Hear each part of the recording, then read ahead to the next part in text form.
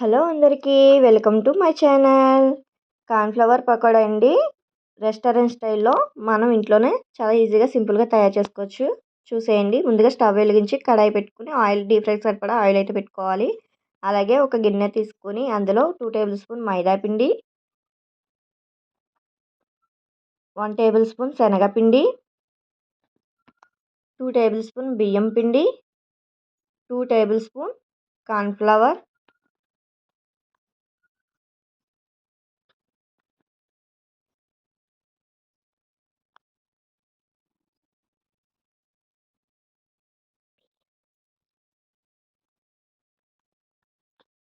చూస్తున్నారు కదా ఈ విధంగానండి. బియ్యం పిండి, కార్న్‌ఫ్లవర్, శనగపిండి, మైదా పిండి అయితే వేసుకోవాలి.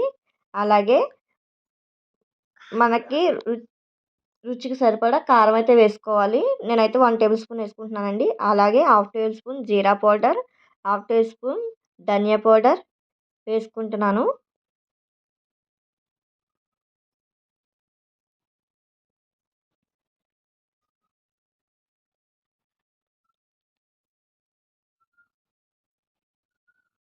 అలాగే half table spoon garam masala అయితే వేసుకుంటున్నాను. ఇప్పుడు దీన్ని బాగా కలుపుకోవాలి. కొంచెం కొంచెం వాటర్ అయితే వేసుకొని కలుపుకోవాలి. అలాగే టేస్ట్‌కి సరిపడా సాల్ట్ కూడా వేసుకొని బాగా మిక్స్ చేసుకోవాలి.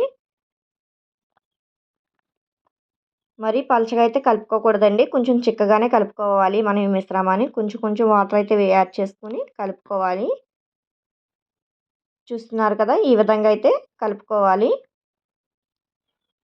నేనైతే కార్న్‌ఫ్లవర్‌ని ముందుగానే బాగా వాటర్ బాయిల్ చేసి అందులో అయితే వేసుకొని ఒక 10 మినిట్స్ వరకు బాయిల్ చేసుకున్నానండి. మరీ ఎక్కువ ఉడకకూడదు. జస్ట్ 5-10 మినిట్స్ అంతే.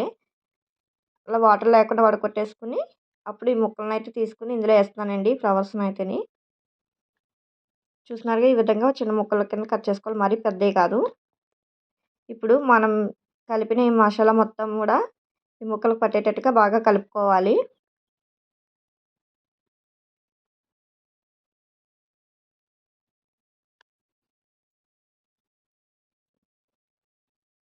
చూస్తున్నారు కదా! ఈ విధంగా మొత్తం అంతా కూడా కలిపేసుకోవాలి.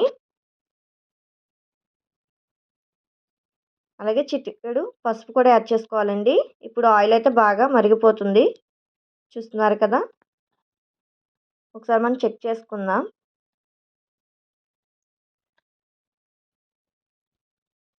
ఆయిల్ అయితే బాగా హీట్ ఎక్కిందండి. ఇప్పుడు ఒక్కొక్కటి విడివిడిగా తీసుకొని అలా వేసుకుంటే మంచిగా అయితే వస్తదండి. చూస్తున్నారు కదా! ఈ విధంగా మొత్తం అన్నీ కూడా ఈ విధంగా వేసేసుకోవాలి.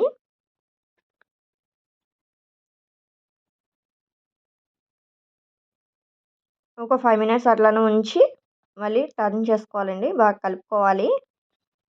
క్రిస్పీగా అయ్యేటట్టుగా బాగా వేయించుకోవాలండి. 10-15 మినిట్స్ అట్లా.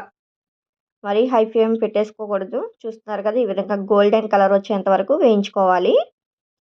ఓకే. ఇవైతే వేగిపోయినాయండి. చూస్తున్నారు కదా! ఈ విధంగా అయితే వేయించుకోవాలి. ఇప్పుడు వీటిని తీసేసుకుందాం ఈసారి. ఇదే విధంగా మిగతావి కూడా వేసేసుకోవాలి.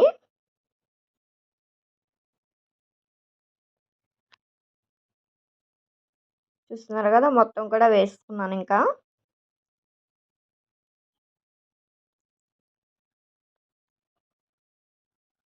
ఇవి కూడా తీసుకుంటున్నాను. ఇప్పుడు మనం వేసుకోగా కొంచెం అయితే ఇదిగో చూస్తున్నారు కదా! ఈ విధంగా ఉందండి కొంచెం. ఇందులో నేను పచ్చిమిర్చి, ఇంకా కరివేపాకు, అలాగే కొన్ని జీడిపప్పులైతే వేసుకొని బాగా కలుపుకుంటున్నాను.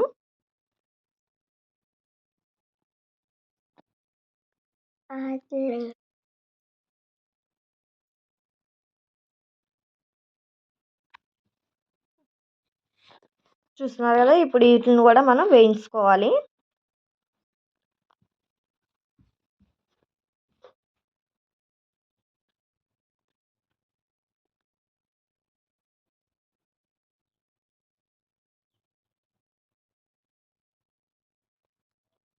ఇవి కూడా బాగా వేగేంత వరకు వేయించుకోవాలి.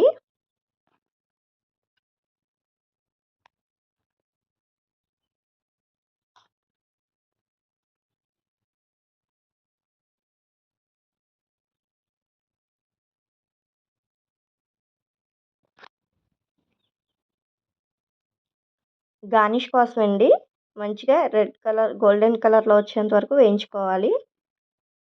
ముందుగా నాదొక రిక్వెస్ట్ అండి. ఫస్ట్ టైం మన వీడియో చూసినట్టయితే లైక్ చేయండి, షేర్ చేయండి, సబ్స్క్రైబ్ చేసుకోండి. మరిన్ని వీడియోస్ కోసం మన ఛానల్‌ని ఫాలో అవ్వండి. చూస్తున్నారు కదా! ఈ విధంగా అయితే వీటిని వేయించుకోవాలి. తీసేసుకుందాం ఈసారి బాగా వేగిపోయినాయి.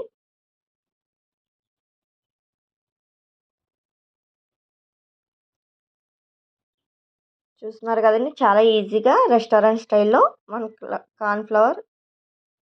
కాలీఫ్లవర్ పకోడా అయితే రెడీ అయిపోయింది. ఇప్పుడు మనం గార్నిష్ చేసుకుందాం.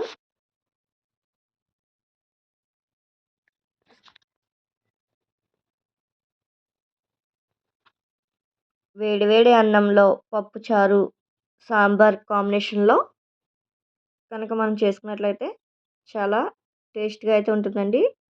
ట్రై చేయండి.